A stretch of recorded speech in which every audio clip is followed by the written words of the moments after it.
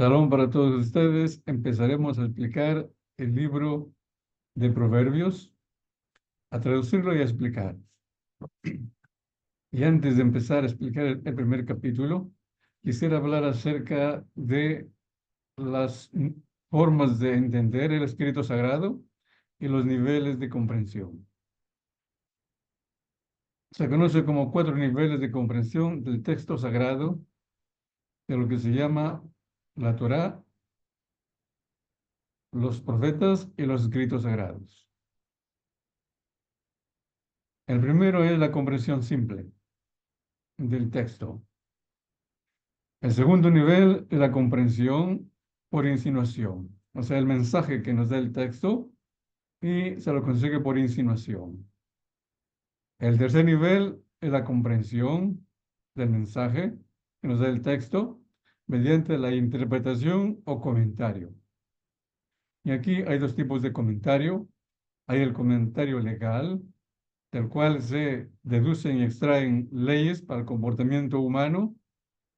Y el segundo es el comentario de moraleja, que nos da enseñanzas morales o conceptos o creencias o objetivos de la creación o de la vida. Y el último nivel es el cuarto nivel, que es la comprensión secreta. Y se llama secreta no porque sea secreta en sí, sino porque no todos pueden comprenderla ni aprenderla.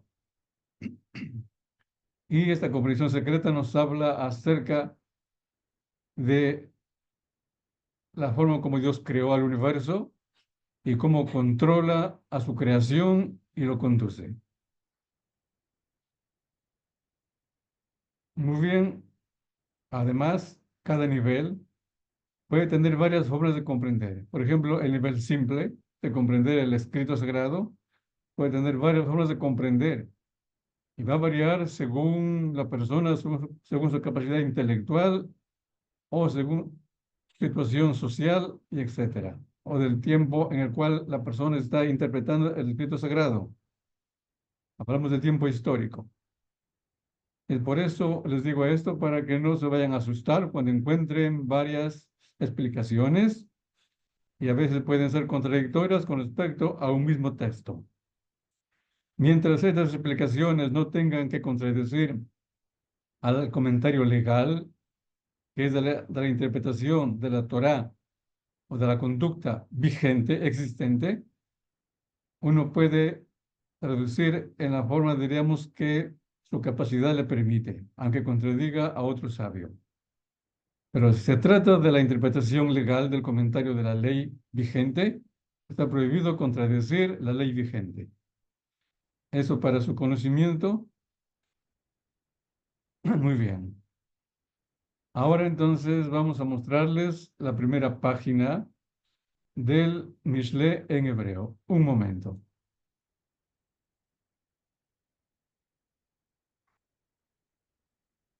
Muy bien, aquí lo tienen, la primera página del libro de Mishle. Mishle significa proverbios al castellano, así lo han traducido, y es la misma raíz de parábola, de mashal. Significa de que es una parábola, pero expresada en palabras cortas. Muy bien. Si ustedes ven aquí el hebreo, el texto hebreo, está casi todo el capítulo primero, faltan algunos versículos. Voy a tratar de leer unos cuantos versículos de ese texto antes de empezar su traducción y explicación. Empezamos.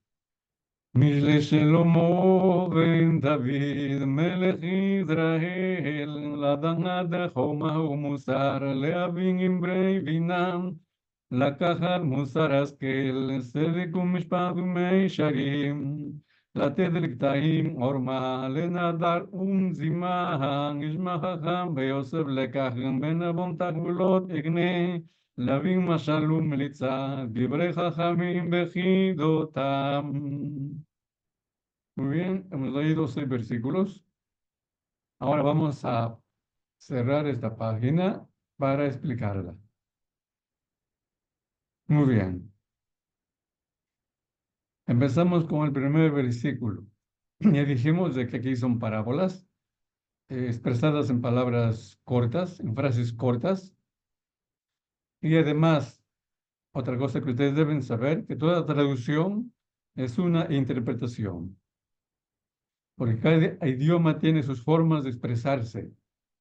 Y hay palabras o expresiones que no hay forma de traducirlo en forma literal. Y la única solución es explicarla. O sea, explicarla. Entonces, toda traducción es una interpretación y explicación. Por eso, si una persona quiere entender lo más exacto de la intención del autor de un libro, tiene que recurrir a la fuente, al origen en el cual fue escrito ese libro. Y aquí hablamos de libros sagrados, como en este caso el libro de Proverbios. Si alguien quiere comprender y acercarse más a la esencia de la intención del autor de Proverbios, tiene que recurrir al hebreo. Entonces yo simplemente voy a hacer un utensilio para favorecerles a ustedes llegar al hebreo, ¿sí?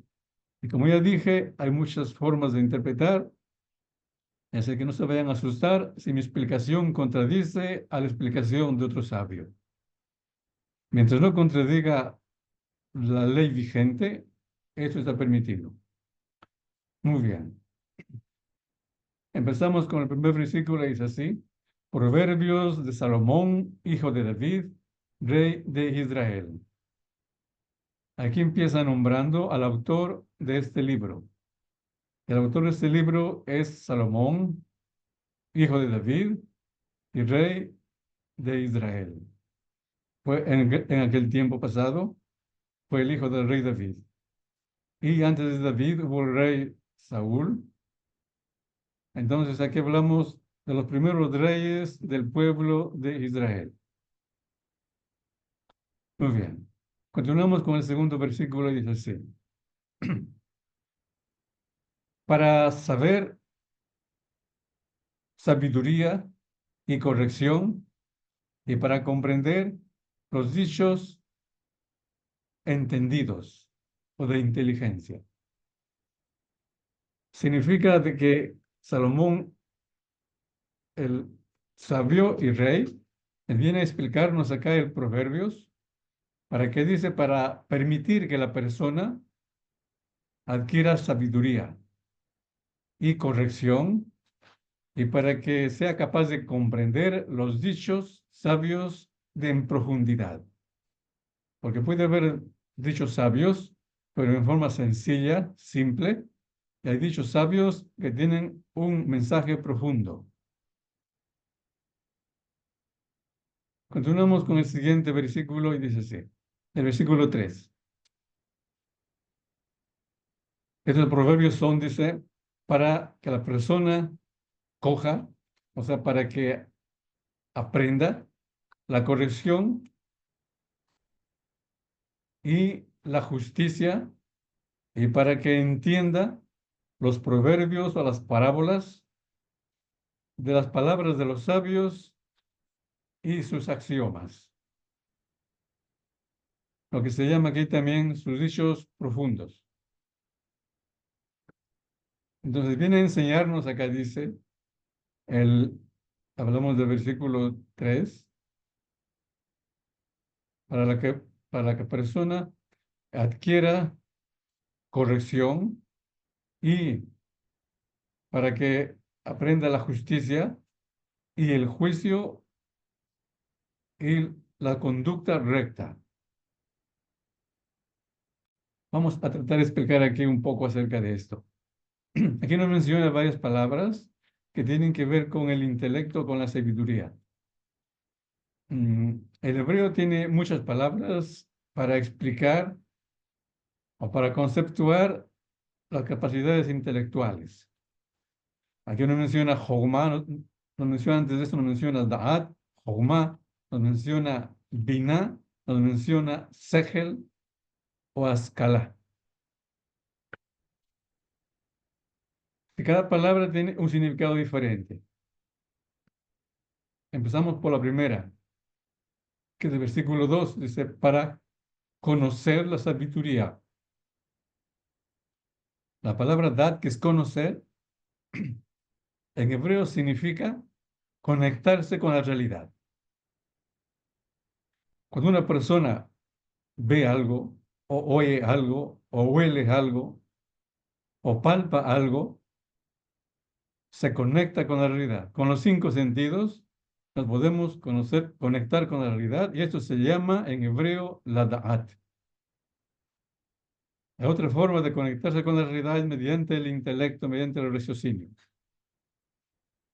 Pero eso ya es posterior a los cinco sentidos. Luego tenemos la jogma, que es la sabiduría. Es una sabiduría práctica y usamos aquí, aplicamos lo que ya hemos captado, lo que ya sabemos. Ese es el da'at, el simple saber. Ahora, cuando lo aplicamos a la vida diaria, se llama jogma. Luego que nos menciona una palabra que es musar, que es corrección o moralidad o buena conducta. Son las virtudes. Luego nos habla el verbo de comprender, de leavin, comprender, los dichos de entendimiento, los dichos de sabiduría profunda.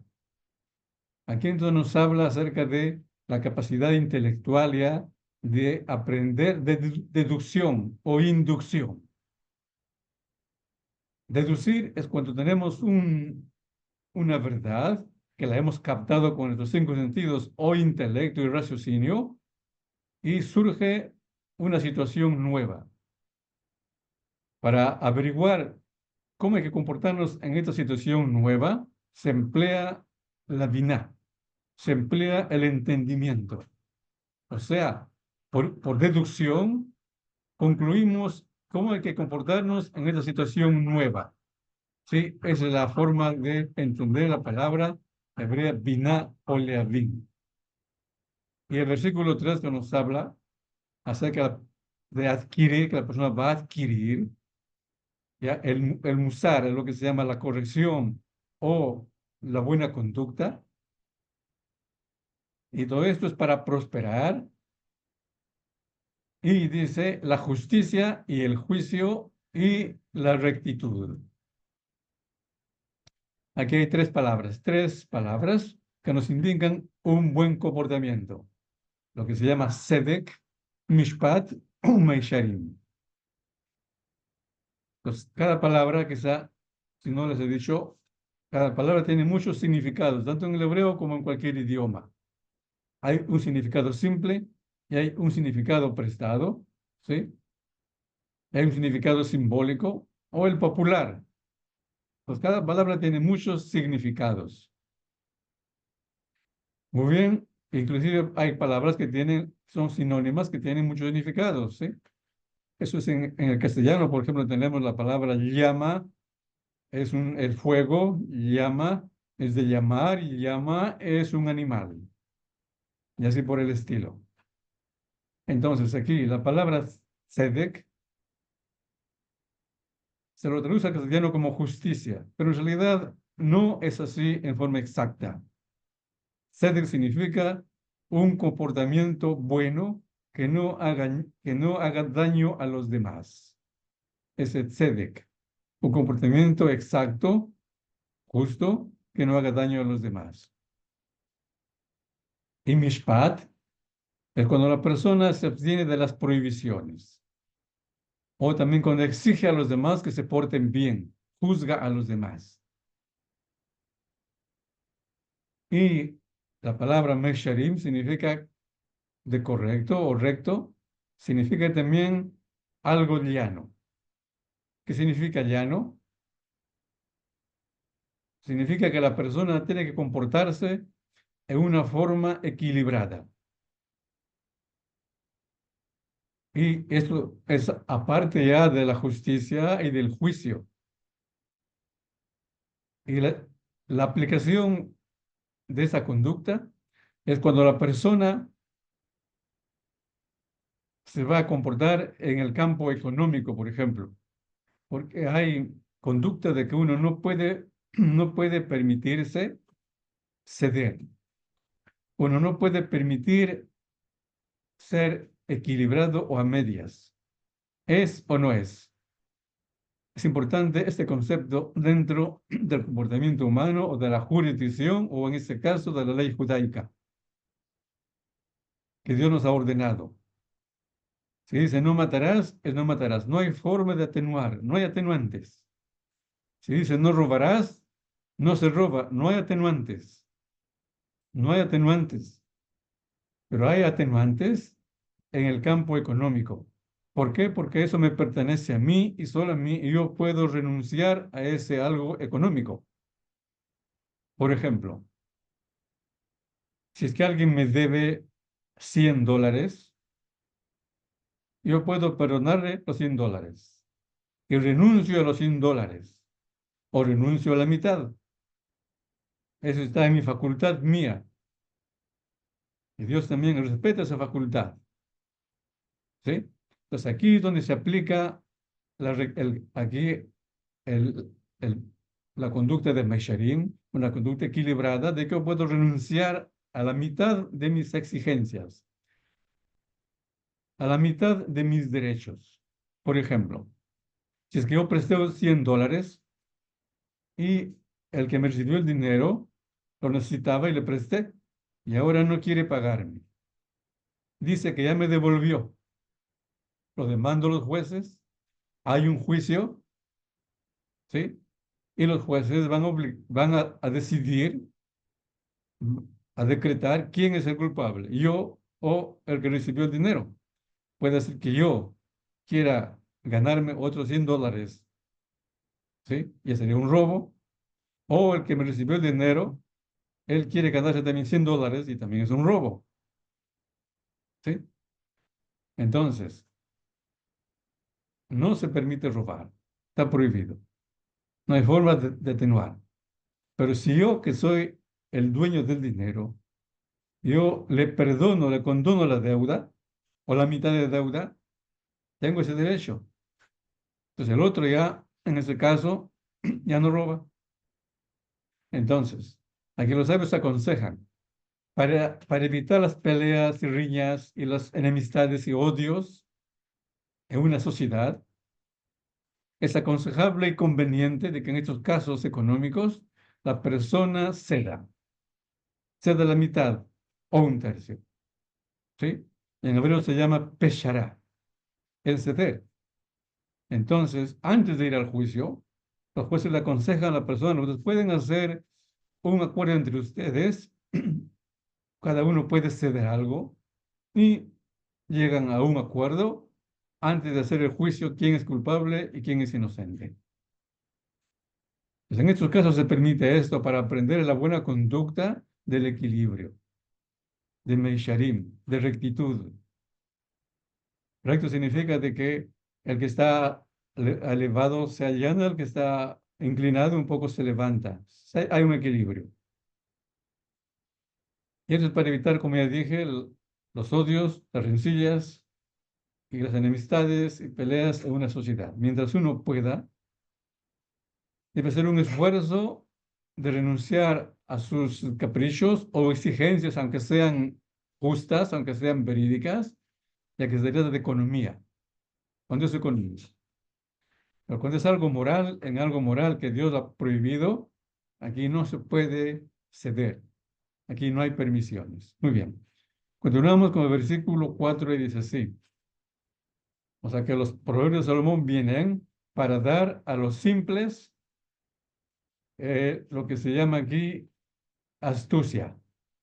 Astucia o prudencia. Y para dar a los jóvenes el conocimiento y ideas. Estamos aquí en el versículo 4. Estos proverbios de Salomón vienen a ayudar aquí a los simples para que ellos adquieran astucia o prudencia. Que nos habla de dos personas, una persona simple y un prudente. ¿Quién es el simple?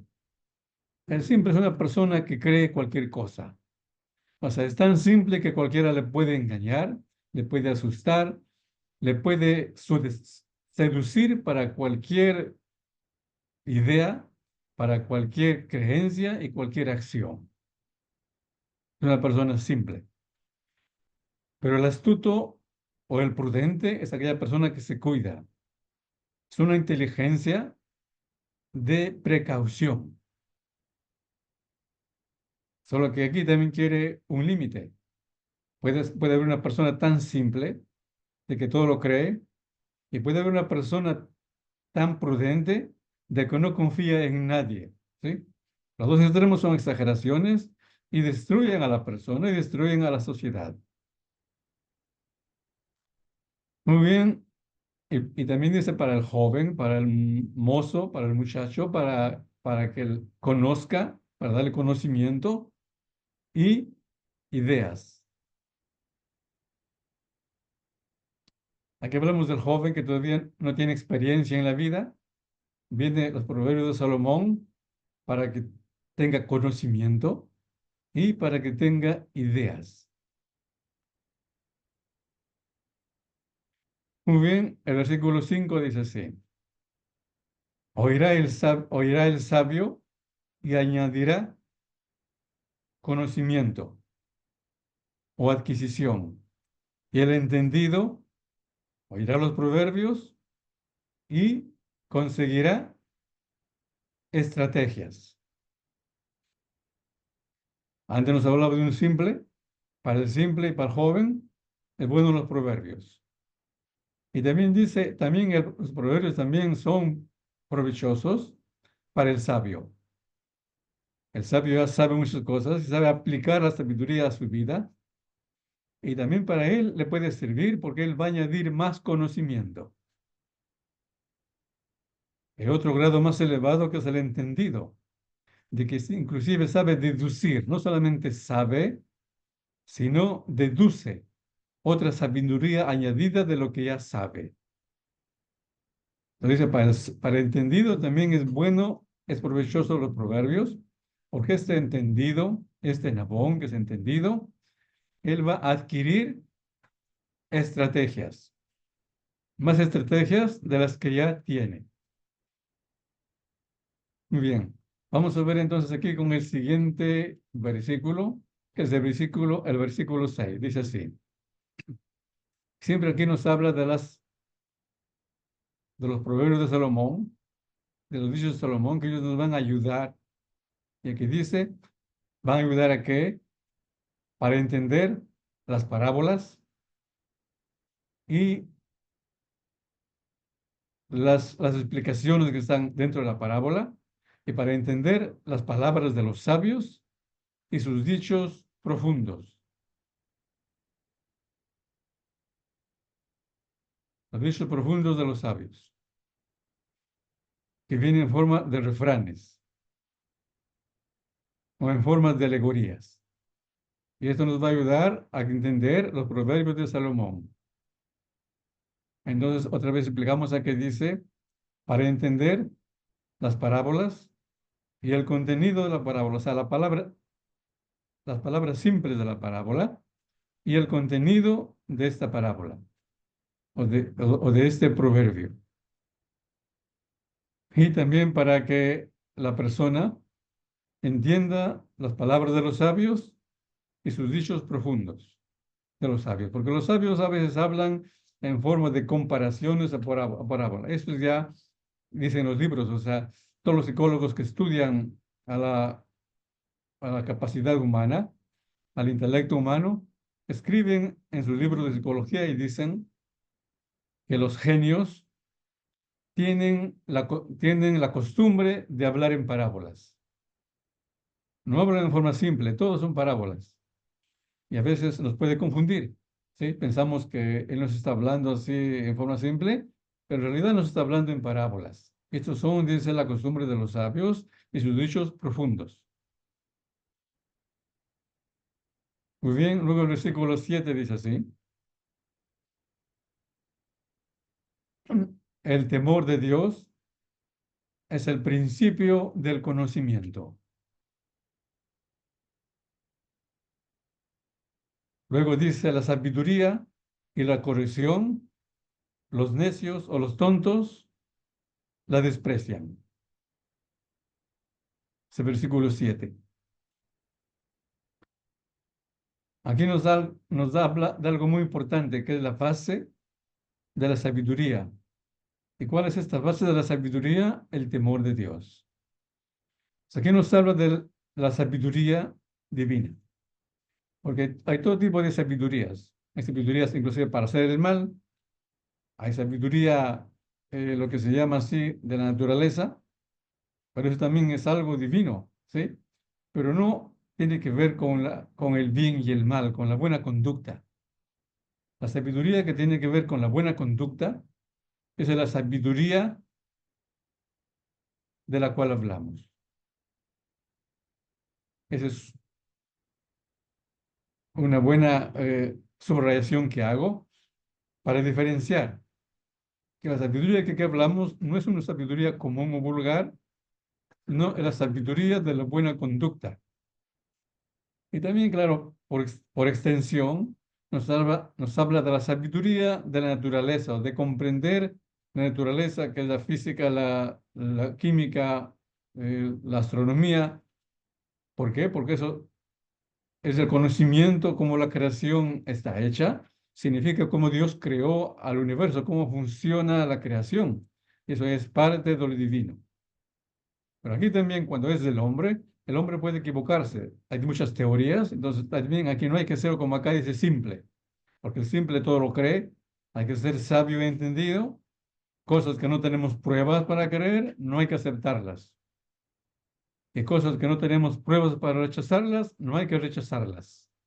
Pues hay que leerlas y si no tenemos datos ni para rechazarlo ni para aceptarlo, lo dejamos en lo que se llama en castellano en análisis. Estamos estudiando y analizando y sin decisión. Muy bien. Pues aquí lo importante en la sabiduría de una buena conducta es el temor de Dios. Y aquí dice, este es el inicio, es el principio.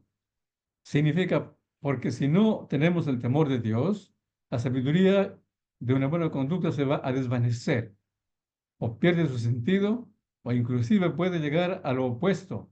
En lugar de ser bueno, va a destruirnos porque no hay temor de Dios. Es lo que dijo Abraham, nuestro padre, a- al rey Abimelech, rey de los filisteos. Le dice, yo pensaba que no hay temor de Dios en este lugar y me van a matar a causa de mi esposa. Significa que cuando no hay temor de Dios, la persona puede hacer un pecado más grave, que es el pecado de asesinato. Muy bien. Luego dice que la sabiduría y la corrección, los necios, los tontos, la desprecian. Ese es en contradicción al que teme a Dios. El que teme a Dios, entonces empezará a aprender la sabiduría. Pero aquel que desprecia el temor de Dios es un necio, es un tonto, y por eso esta persona va a despreciar a la sabiduría y a la corrección de la buena conducta que Dios quiere que hagamos en este mundo. Muy bien, continuamos con el versículo 8. Dice así, un momento, el 8 dice así. Oye, hijo mío, la corrección de tu padre y no abandones la ley de tu madre. En hebreo dice, oye, hijo mío, el musar abija. Musar, la corrección, la enseñanza moral de tu padre. Val titosh y no abandones la Torat y Meja. Torah shelaima shelha. La ley, la enseñanza de tu madre. Aquí empieza Salomón con sus parábolas, con sus proverbios. La forma simple es, hablamos aquí del hijo y del padre. Que el primero que le enseña a una persona es su padre. Y luego también enseña a su madre. Y se dirige al hijo y le dice, hijo mío, oye a la corrección moral de tu padre y no abandones la ley, las enseñanzas de tu madre. Y la parábola que nos habla aquí, el mensaje de este dicho, es para los hijos de Israel. Vení, son los hijos de Israel. Tu Padre es nuestro Padre que está en el cielo, que nos reveló en el monte Sinaí la Torá escrita y la Torá oral, los mandamientos que Dios quiere que hagamos en este mundo, las prohibiciones y los mandatos. Esa es la enseñanza moral de tu Padre. Y luego dice, y no abandones la Torá, la enseñanza de tu madre. ¿Quién es tu madre? Para Israel, es la nación. La nación representada por los sabios. Esa es la herencia que nos transmiten nuestros sabios, nuestros antiguos. ¿A qué se refiere? Para las leyes rabínicas. Son toda la enseñanza moral, es todo el bagaje, es todo el tesoro acumulado en generaciones que se transmite de maestros a alumnos, de maestros a alumnos, y esta es la enseñanza de la madre. Muy bien, ahora pasamos al siguiente versículo. Es el versículo 9 y dice así. Porque es un adorno de gracia ellos, las enseñanzas de tu padre y tu madre, para tu cabeza. Y son collares para tu cuello. Aquí se dirige al joven, en este caso, a la persona, puede ser a un hijo de Israel o a cualquier ser humano que viene a cumplir los mandamientos de Dios, en este caso, los 7 mandamientos que Dios le dio a Noé, el padre de toda la humanidad después del diluvio. Y estos mandamientos, esa enseñanza, dice, si lo sabemos, es para la persona, es un adorno de gracia a tu cabeza y son collares para tu cuello. Aquí Salomón alaba al conocimiento moral, al conocimiento de los mandamientos de Dios. ¿Y por qué lo alaba? Porque somos humanos y toda persona queremos adornarnos. Y eso empieza en la niñez, en la juventud, ¿sí? Y también cuando la persona es más madura, sigue buscando adornarse, arreglarse, perfeccionarse, acomodarse. El niño, ¿qué es lo que hace? Con adornos. El joven también, los jóvenes se adornan con collares, con vestidos llamativos. Las personas también se perfuman, ponen un perfume para evitar el mal olor o para atraer las miradas y quieren que la gente los mire porque eso significa que tienen valor, que la persona sabe y vale algo. Ese es el motivo por el cual nosotros nos arreglamos, nos vestimos, nos adornamos, nos perfumamos porque queremos valer. Pero en realidad podemos equivocarnos. Nos ponemos joyas, adornos de gracia en la cabeza, collares en el cuello bien grandes de oro y plata con piedras preciosas. Y la gente nos mira, ¿sí? Nos admiran, se inclinan y no por nuestro valor moral, ni por nuestro valor intrínseco, ¿sí? No por nuestro valor en realidad en sí, sino por nuestra apariencia. Y esta apariencia, de lo cual hablamos, son los vestidos, y la belleza física son las joyas. Cuando la persona es mayor, nos envejecemos, nos arrugamos, perdemos los dientes, perdemos la vista, el oído, y al final la ropa se queda, se gasta o lo roban y lo perdemos todo. Nos quedamos sin valor, nos quedamos sin precio. sin admiración. ¿Por qué? Porque eso es vano. O sea, tiene un tiempo y no dura. Pues aquí nos habla, pero dice la ley de tu padre, la ley de tu madre, las enseñanzas morales de tu padre y las enseñanzas morales de tu madre, que es Dios y los ancianos que transmitieron la ley de Dios hasta nuestros días. Ello es el verdadero adorno. Es un verdadero adorno de gracia a tu cabeza y son piedras preciosas y collares en tu garganta. O sea, es un verdadero valor que nos acompaña en esta vida y más allá de la muerte. Muy bien, continuamos ahora con el versículo 10 y dice así. Hijo mío, si te seducieren los pecadores, no consientas. Aquí empieza con el primer consejo que dice generalmente un padre a su hijo, o debería decir un padre a su hijo. ¿De qué le advierte? Le dice, hijo mío, cuando te seduzcan los pecadores, no consientas. Hablamos aquí de pecadores y seducción.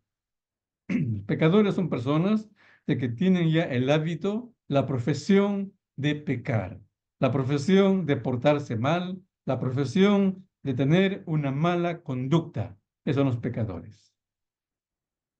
Cuando ellos vengan hacia ti y te van a seducir con palabras bonitas y hermosas, quieren convencerte para que tú seas uno de ellos, para que seas un pecador como ellos. Y dice acá, no consientas, hijo mío, no aceptes, diles no. Es importante aprender a decir no. Luego sigue el siguiente versículo 11 y nos dice así, si te dijeren a ti, ven con nosotros, acechemos a la sangre, embosquemos al inocente sin motivo. Pues aquí ya explica a qué se refiere, a qué pecadores. Los pecadores aquí básicos de lo cual nos habla son los ladrones y los asaltantes. Hay ladrones y asaltantes. El ladrón es una persona que roba a escondidas o roba sin que nos demos cuenta, es un ladrón. El asaltante es aquel que roba a mano armada, con un cuchillo, una pistola o cualquier arma. Y viene y nos amenaza que le demos lo que tenemos, si no nos va a herir o nos va a matar. Es un asaltante. Acá dice, si te dijeren a ti, ven con nosotros, aquí el padre le dice a su hijo, acechemos a la sangre. Acechemos a la sangre significa, hay que hacer una emboscada para matar a alguien. Luego dice, embosquémoslo al inocente sin motivo. O sea, él no nos da motivo, pero el motivo es sus bienes. Hay que quitarle algo. Es inocente, no es culpable, no nos provoca. Lo único de malo que tiene para a ojos de aquí del malvado es que tiene riqueza, tiene bienes. Y a veces ni siquiera puede tener riqueza. Simplemente tiene un poquito de dinero, nada más. Y ese poquito le quieren quitar.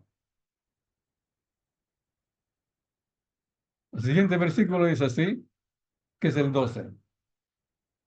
Los tragaremos a ellos como el abismo vivos y enteros, así como los que descienden al foso. Aquí son expresiones ya poéticas de que el malvado puede emplear para seducir al joven, al adolescente o al niño. Y le dicen así, no te preocupes, vamos a tragarlos a estas personas como el abismo. Vivos los tragamos, vivos. Y los vamos a enteros, los vamos a tragar, así como los que descienden al foso. Significa sin esfuerzo. somos fuertes, nosotros somos poderosos, y así como tragar un poco de agua, así como el pez grande lo traga a un pequeño sin esfuerzo, así lo vamos a hacer. Los tragaremos vivos como el abismo, sin esfuerzo, y enteros, así como los que descienden al foso, lo vamos a tragar. O sea, sin esfuerzo también. Así que no te preocupes. Va a ser sencillo, va a ser fácil. El siguiente versículo, el 13, dice así: todo tesoro preciado o caro que se hallare, va a llenar nuestras casas con despojos. Así que le dice el malo, el malvado, al joven, al mozo, le dice: vamos a hallar tesoros muy preciados, muy caros, y con esto vamos a llenar nuestras casas de despojos. Vamos a tener mucha ganancia, tendremos mucho provecho, atesoraremos mucho dinero, muchos bienes. Así que son palabras de seducción. Es lo que dice al principio. Cuando, cuando vinieren a seducirte los pecadores, hijo mío, no consientas. Todo esto son palabras de seducción. Continuamos el versículo 14 y dice así. Dice, echa tu suerte con nosotros, en medio de nosotros. Tendremos una bolsa común para todos nosotros. Además le dice, no te preocupes. Lo que encontremos, los despojos, lo vamos a compartir. Si quieres, te damos tu parte, o si no, tendremos una bolsa común para todos nosotros, así como el comunismo. El comunismo es una bolsa común, nadie tiene nada, todos tienen una bolsa común. Pero aquí es para la maldad, ¿sí? Si hay un comunismo para el bien, no estaría mal, pero es algo, diríamos, de que casi no viable. Porque la persona generalmente necesita algo privado. Entonces, su forma de la persona de ser, su constitución anímica, no le permite ser partícipe de un comunismo total. Continuamos el versículo 15 y dice así: hijo mío, no te vayas por el camino de ellos, de tus malvados. Evita o aleja tus pies de sus senderos.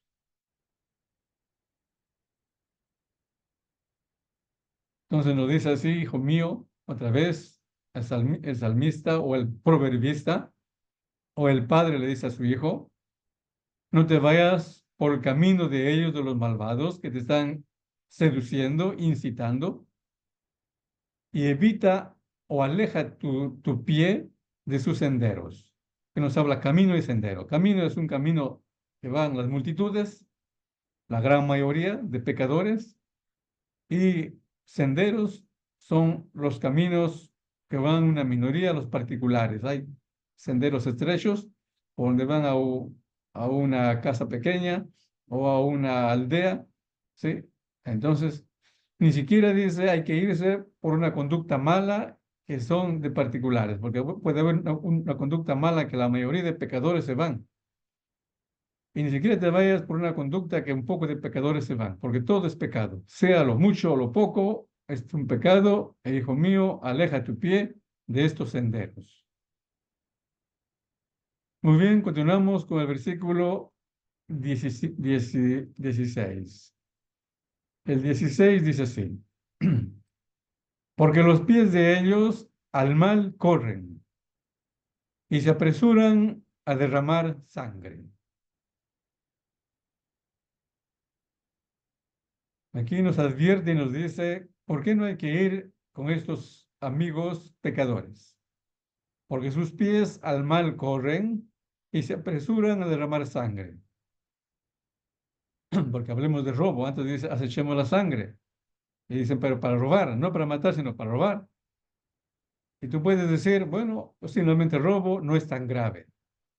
Robo para dar a los pobres, es lo que alguien dice, es robo a los ricos para dar a los pobres. Y lo puede justificar así. Aquí no hay justificación. El robo es robo.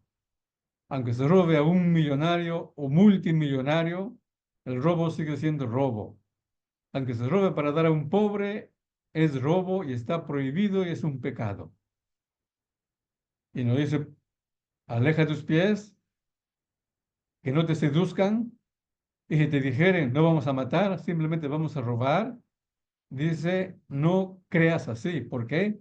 Porque los pies de esta gente mala, de los pecadores, al mal van y se apresuran a derramar sangre. O sea, el objetivo puede ser robar, pero al final la gente puede matar por robar. Entonces, es casi seguro que este ladrón o asaltante con el tiempo va a ser un asesino. Va a derramar sangre y el pecado ya es muy grave. Y la diferencia en el judaísmo es bien saltante.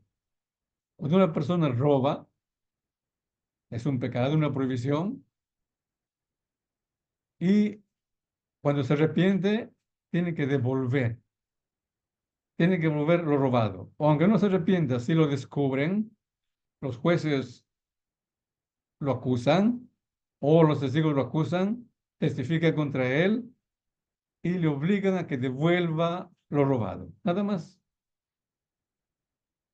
Pero ¿qué pasa si una persona asesinó? Aquí no hay forma de devolver la vida. El dinero o un vestido se puede devolver, pero la vida ya no se puede devolver. El pecado es grande y la culpa es irreparable. Y si hay testigos y lo hizo a sabiendas, sí, Dios dice tiene que morir. La única pena y castigo para el asesino que hizo a sabiendas, no por error, sino a sabiendas, es la pena de muerte. Vemos aquí la gran diferencia. Entonces, una persona, un niño, un joven puede decir, bueno, robar no es tan grave, voy a robar y un tiempo después devuelvo cuando ya cuando puedo devolver y me alejo del robo. Acá dice, hijo mío, no hagas esto. Si empiezas a robar, te vas a ver obligado a matar. Y cuando mates, ya no hay vuelta atrás. No hay forma que tú repares lo que has asesinado, lo que has quitado la vida. Es lo que dice aquí el salmista. Luego nos habla acerca de una parábola y dice así, con respecto aquí al robo o a los asesinos. Dice, porque en forma gratis se extiende la red a ojos de las aves. ¿Qué significa porque en forma gratis se extiende la red a ojos de las aves? Hay que entender aquí de qué nos habla. Aquí nos habla de las trampas para cazar aves. Hay muchos tipos de trampas. Uno de ellos son las redes. Se ponen redes bien finas y encima de la red se extiende granos de trigo o granos de cereales. Trigo, cebada, centeno, otros granos. Las aves, las palomas lo ven al grano y dicen, esto es algo, está gratis, está aquí botado. ¿Qué hace el ave? Desciende, se posa encima de la red para coger los granos, come un poco, quiere elevarse y sus patas del ave se han enganchado en la red. Ya no puede volar. Viene el dueño de la red y coge al ave. Otras trampas son, ponen así un, un, un foso en la tierra, encima ponen así como una tapa, pero que con algo, diríamos, con un pequeño peso, la tapa se va a bajar y luego se levanta con un resorte pequeño. Y encima de la tapa ponen granos de trigo o otro cereal.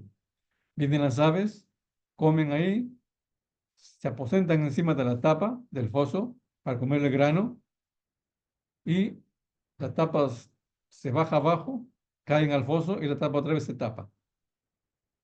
Cayó el ave en la trampa. A eso se refiere así.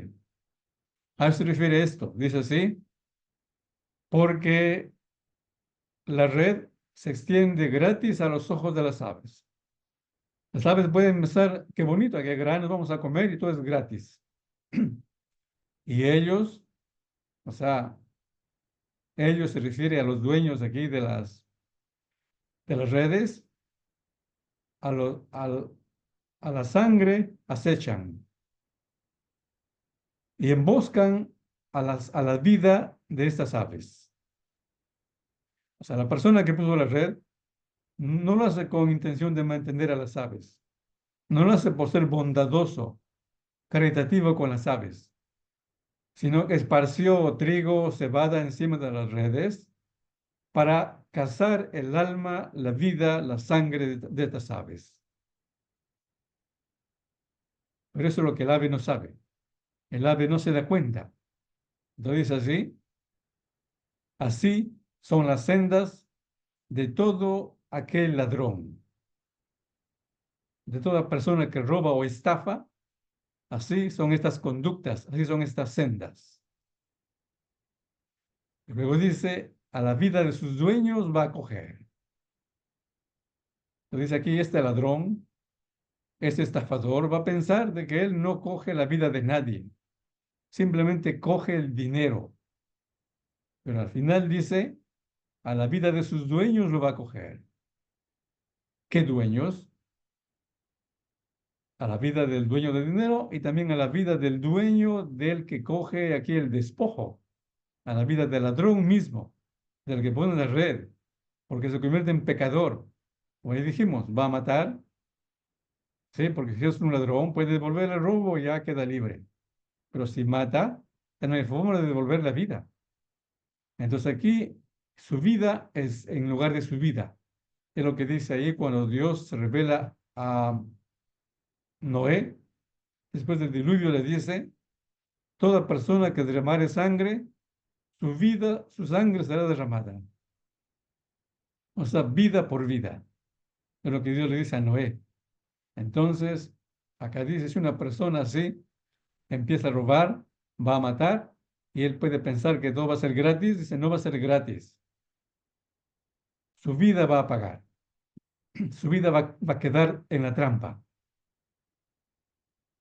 Muy bien, hasta aquí termina esta parte, y luego nos habla acerca de la sabiduría y dice así. Dice así, las sabidurías afuera, en las afueras, murmuran, en las calles claman, en las multitudes llaman, y en las puertas de las ciudades sus dichos dicen. Hasta acá. Hasta acá nos habla acerca de el inicio de la sabiduría. Como ya dijimos aquí, la sabiduría por excelencia, la sabiduría que nos habla, la sabiduría de Dios, la sabiduría de un buen comportamiento.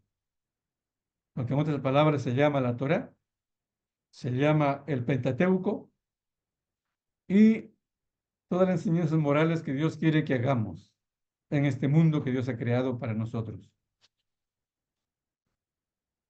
Y nos dice así, la sabiduría en las afueras murmura. Aquí nos habla de varios territorios, o sea, varias etapas. Que dice afuera, murmura la sabiduría, en las calles clama, en las multitudes llama, y en las puertas de las ciudades dice sus dichos.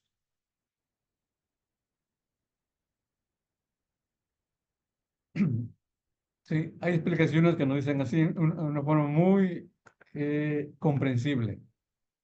De que antes nos hablaba del padre. El padre lo que le dice a su hijo en la casa. Luego el hijo crece, y el hijo sale a jugar, sale al patio de la casa, sale fuera de la casa.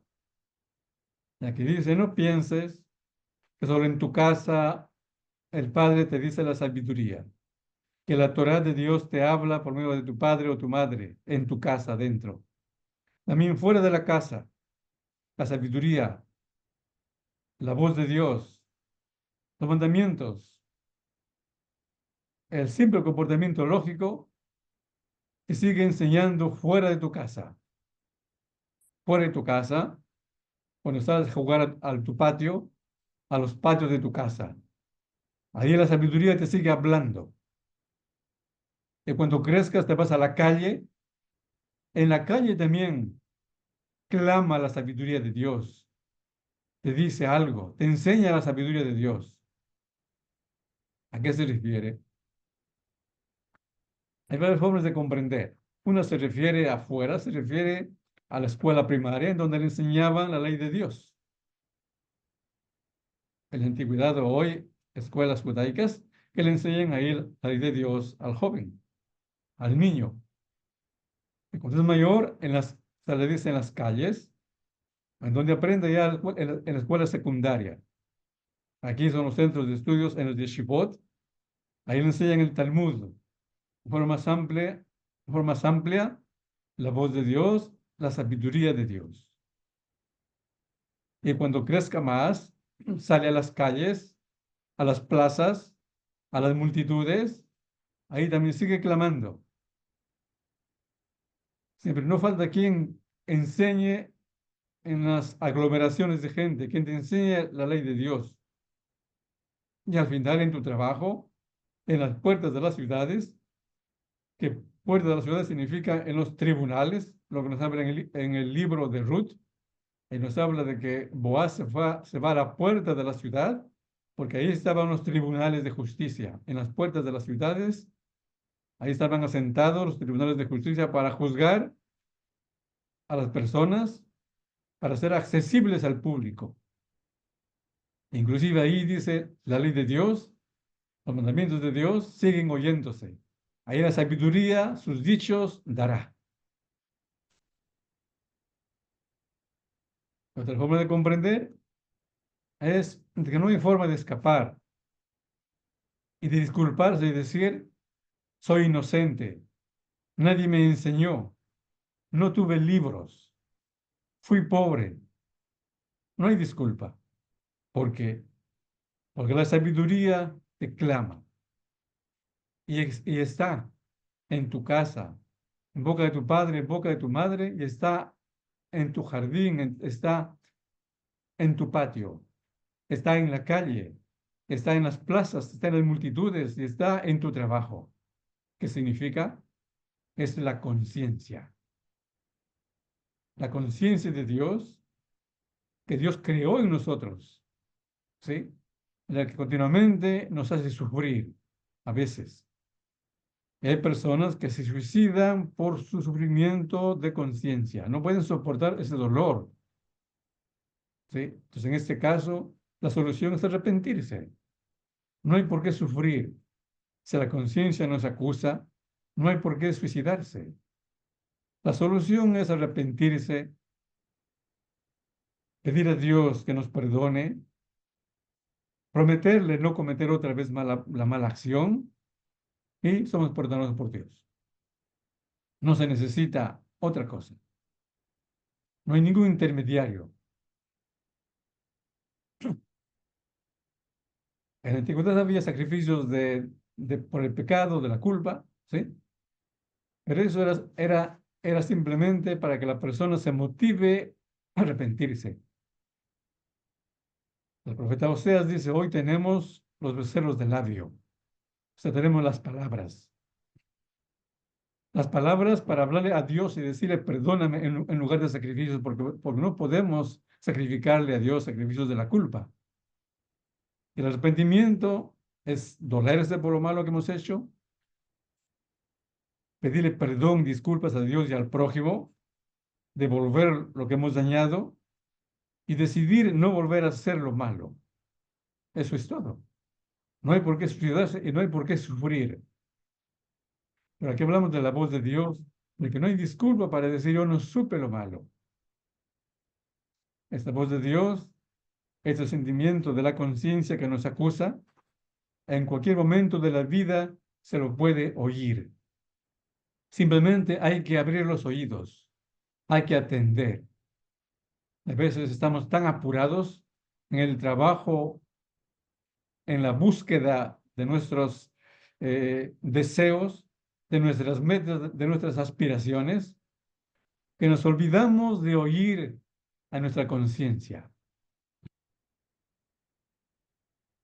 Muy bien, ahora entramos al siguiente versículo y nos dice así. Tenemos aquí el versículo 22. Entonces, ¿qué es lo que la sabiduría de Dios nos dice? Nos dice, ¿hasta cuándo, oh simples, amaréis la simpleza o amaréis la seducción? ¿Y hasta cuándo los burláticos la burla desearéis? ¿Y hasta cuándo, dice los necios, aborreceréis la ciencia, el saber? Aquí nos habla de tres personas. El versículo 22. Tenemos los simples, tenemos los burláticos y tenemos los necios o los tontos.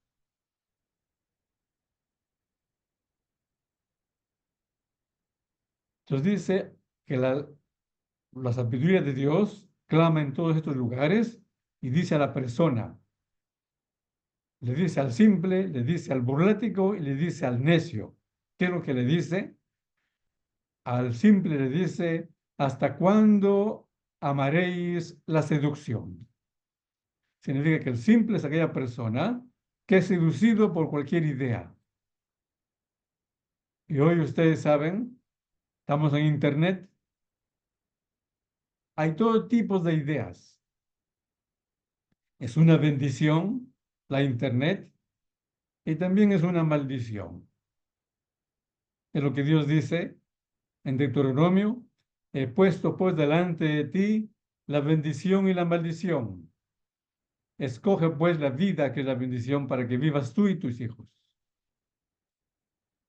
Igual es Internet, hay de todo en Internet. Hay las teorías de todo tipo, hay mentiras, hay mala lengua, hay difamaciones, hay la verdad, hay el temor de Dios, hay la Torá, hay la maldad, hay la corrupción, hay de todo en Internet. ¿Sí? Y hay personas que son simples y todo lo que leen, todo lo que ven en Internet lo creen. Entonces, esta persona que es así es un simple. Entonces dice, ¿hasta cuándo os simples van a amar la seducción? Viene tal fulano, te seduce. Viene el mengano, te seduce.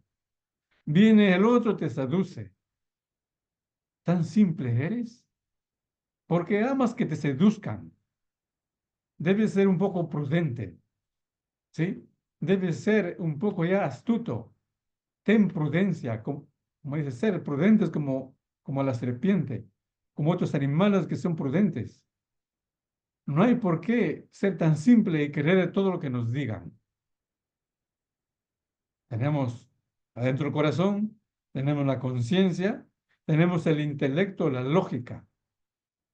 Si alguien me dice esto es bueno, debo analizarlo, compararlo, aplicarlo a la vida sin que yo lo aplique. Ver, otros lo aplicaron, les fue bien. La comida, la bebida, el vestido, la conducta, el trabajo. ¿Qué es lo que nos hablan en Internet? Todo tipo de ideas.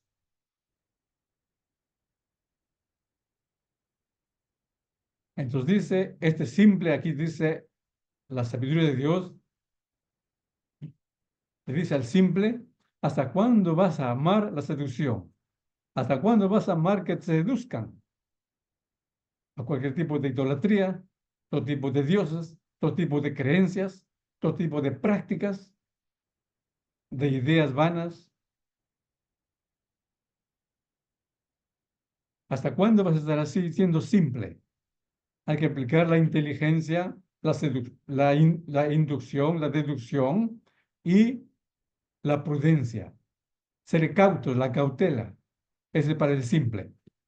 Ahora, el segundo tipo, dice, son los burláticos. El burlático ya no es un simple. El burlático es inclusive a veces demasiado sabio, es demasiado intelectual, ¿sí? El que es muy intelectual, el intelecto es bien orgulloso. La capacidad intelectual es bien orgullosa, es bien atrevida y despreciativa. Si yo soy intelectual, soy filósofo, he estudiado, tengo mi lógica, tengo mi verdad, y todo lo que digan los demás no vale nada. Estoy seguro que yo soy el único, que soy el dueño de la verdad, y los demás están equivocados y lo desprecio a cualquier idea. Es el intelecto. El intelectual, los intelectuales, los que se llaman ateos, se burlan de todas estas ideas. Son los burláticos, los intelectuales.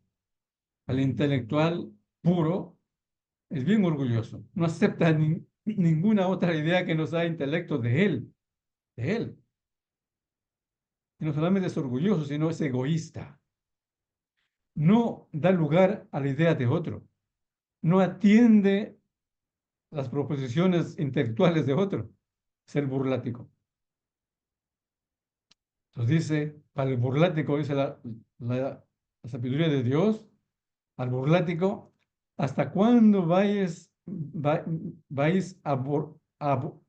a desear o a codiciar la burla? O sea, el orgullo, el desprecio por otras ideas que no son vuestras.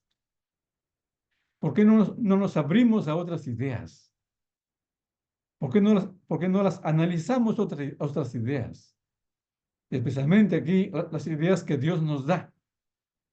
¿Por qué no las analizamos? ¿Por qué no las aplicamos? ¿Por qué no les damos un chance, como dicen algunas personas? ¿Por qué no damos oportunidad a la sabiduría de Dios? Hay personas que se burlan de todo lo que es divino o de toda otra idea que no sea suya. Y luego entramos aquí a lo que aquí le llama los necios.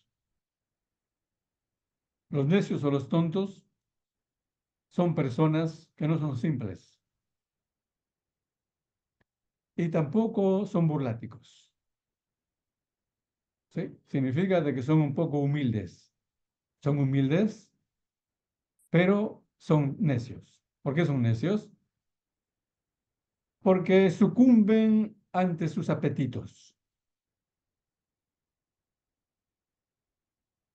Significa de que esta persona es un sabio, sabe, no es un simple, no se deja seducir por cualquier idea y también acepta las ideas, no se burla de otras ideas, es humilde, pero sucumbe a la tentación de sus apetitos, de sus placeres, de sus goces terrenales y corporales.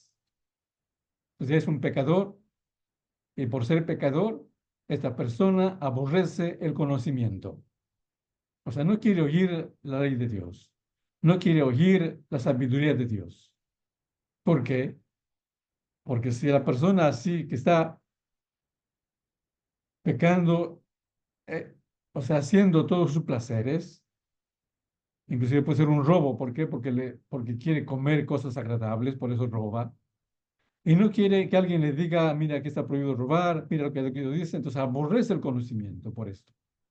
Entonces, ¿hasta cuándo ustedes, necios, tontos, que fracasan en el comportamiento por sus placeres materiales corporales, van a aborrecer el conocimiento de Dios y no van a querer oír a la ciencia, a la sabiduría de Dios? Eso es lo que dice la sabiduría en cualquier lugar, en la casa, en el patio de la casa, en la calle, en las plazas, en los mercados y en el trabajo, en los tribunales.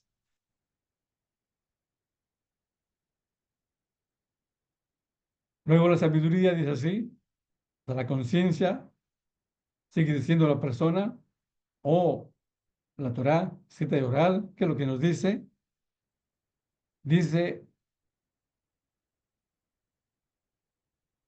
vuelvan ustedes vuelvan para que vuelvan a aceptar la reprensión.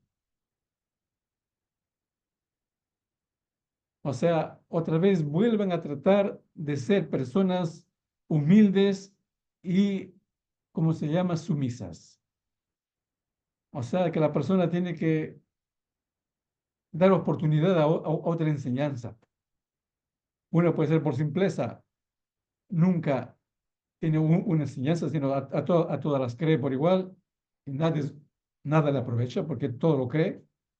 Otro todo lo desprecia porque solamente lo que él cree es bueno y a todos los demás se burla de todos los demás. El otro aprecia, pero es incapaz de aceptarlo. ¿Por qué? Porque no puede dominar sus apetitos. Entonces dice, ¿hasta cuándo ustedes no van a volver a aceptar la reprensión, las enseñanzas morales? Y aquí dice, yo voy a expresar a ustedes mi espíritu de sabiduría y les voy a hacer conocer a ustedes mis palabras. ¿Qué es lo que va a decir? ¿Qué es lo que va a decir la sabiduría de Dios? Después nos va a decir. ¿Qué es lo que va a decir? Dice, vuelvan, asiéntense para que oigan mi reprensión. Y aquí yo voy a expresar a ustedes mi espíritu de sabiduría y les voy a hacer conocer a ustedes mis palabras. Aquí dice algo. Para estos tres tipos de personas que ya lo mencionamos, el simple, el burlático y el necio o tonto. ¿Qué es lo que le dice así? Debido a que he llamado y me han negado y me han dicho no.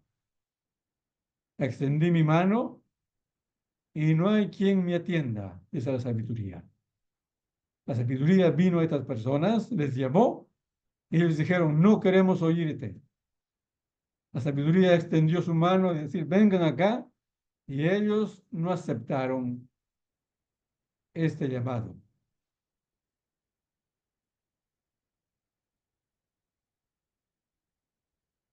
Y al contrario dice, y anulasteis todos mis consejos. O sea, lo que yo les aconsejé, ustedes lo anularon, lo desecharon. Y mis correcciones no las aceptaron. O sea, anularon los consejos, lo malograron los consejos, no lo predicaron. Y las correcciones interiormente en su corazón no las quisieron, no las aceptaron. Entonces, por esto, ¿qué es lo que va a hacer la sabiduría? Por esto dice el versículo 26, también yo, en vuestra calamidad, me voy a reír. Me burlaré cuando venga vuestro temor. Aquí es algo importante explicarlo. Aquí nos habla que la sabiduría de Dios, ¿sí? Dice, porque ustedes me han rechazado, porque ustedes no me han aceptado, porque ustedes a mis consejos lo han malogrado, lo han rechazado, y en el interior han dicho no.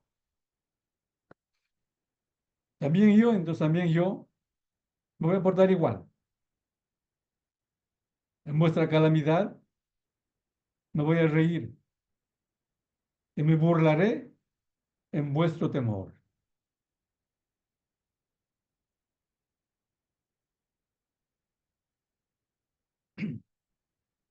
Aquí no significa, diríamos, de que la sabiduría de Dios se alegra cuando el hombre sufre, ni se alegra ni se ríe cuando el hombre fracasa,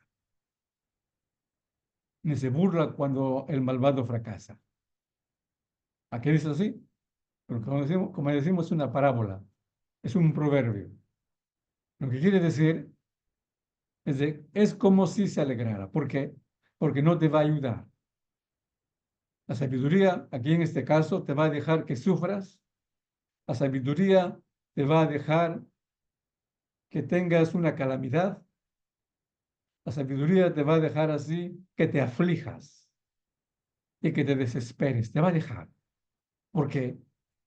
porque esto es tu medicina, porque esto te va a curar, nada más.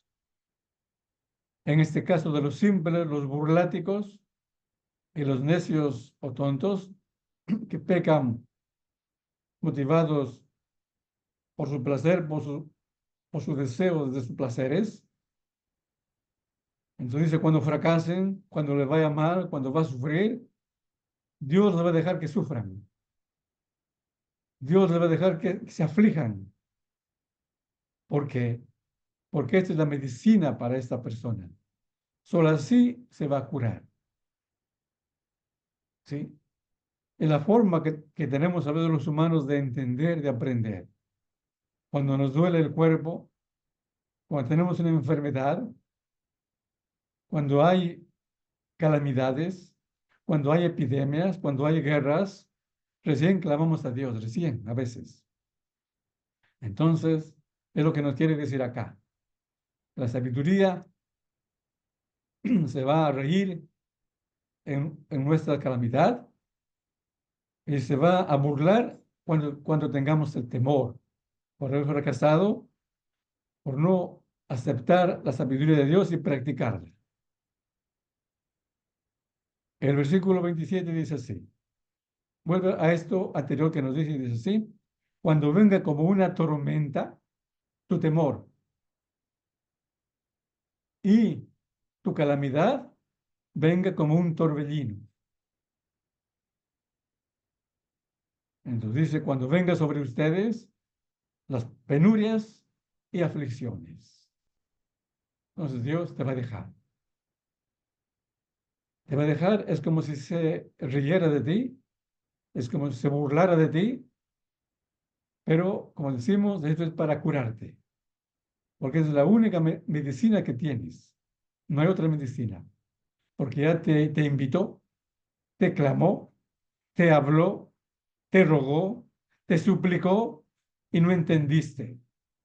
No entendiste, no aceptaste, no te humillaste, no te rendiste. Ahora lo que te queda es la calamidad y el temor, el sufrimiento y la aflicción. Muy bien, continuamos y dice así. El versículo 28 dice así. Entonces me vas a llamar y no te responderé. Me buscarás y no me hallarás. Antes vino la sabiduría de Dios a buscarnos, nos hablaba, nos clamaba en cualquier sitio. Nos extendía la mano, nos invitaba. No quisimos, rechacemos, nos portemos mal, sufrimos. Ahora dice, aunque clames, cuando clames a mí, no te voy a responder. Y cuando me busques a mí, no me vas a hallar. A la sabiduría de Dios. O sea, vamos a sufrir hasta que paguemos lo malo que hemos hecho. Luego dice el versículo 29. Y todo esto es porque debido a que aborrecieron el conocimiento y el temor de Dios no eligieron. Dice, todo esto es porque estas personas, los tres tipos que antes ya hablemos, ¿por qué la sabiduría no les va a responder ni lo va a encontrar la sabiduría cuando clamen? Debido a que aborrecieron el conocimiento de Dios y el temor de Dios no eligieron.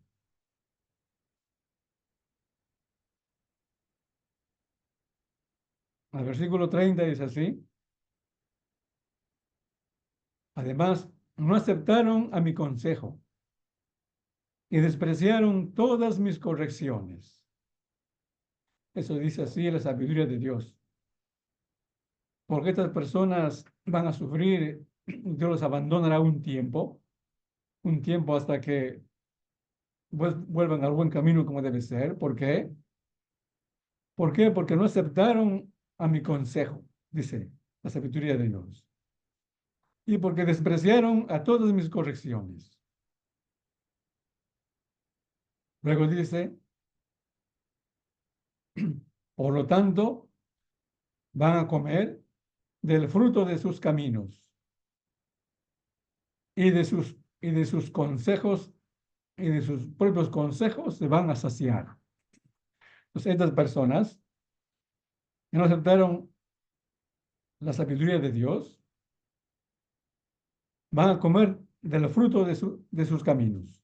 O sea, de su mala conducta van a comer el fruto, las consecuencias, el producto de su mal camino, el producto de su mal comportamiento lo van a comer y se van a saciar. Dice, y de sus propios consejos se van a saciar. Eso ahora sí es su medicina. Solo sí es posible que estas personas van a aprender a respetar y a valorar la sabiduría de Dios, el buen camino. Luego dice así,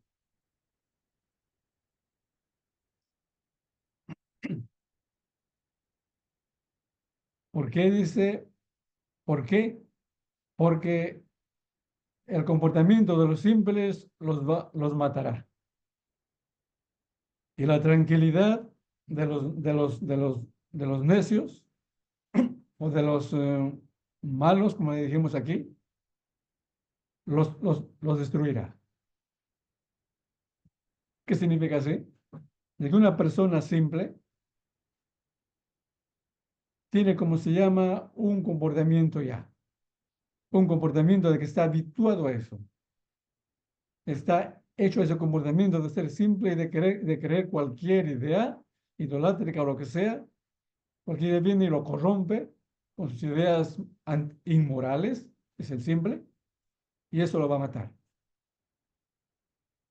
Luego dice, y la tranquilidad de los insensatos los destruirá. El necio o insensato es aquella persona de que peca, transgrede los mandamientos de Dios, motivado por sus apetitos. Y él dice, estoy gozando, como todos los días bien, estoy gordo, tengo bastante salud, tranquilidad, todos me aprecian, tengo guardaespaldas, vivo tranquilo y nada me va a pasar. Esa tranquilidad es lo que le perderá a este tipo de personas. ¿Por qué? Porque es una tranquilidad aparente y temporal, no es eterna. Continuamos con el versículo 33 y dice así, en el versículo 33, que es el último de este capítulo, pero aquel que me oye habitará seguro y confiado y sin temor ni mal. Pero aquel que oye a la sabiduría de Dios, atiende a la sabiduría de Dios, la persona habitará seguro y confiado y tranquilo, sin temor ni mal.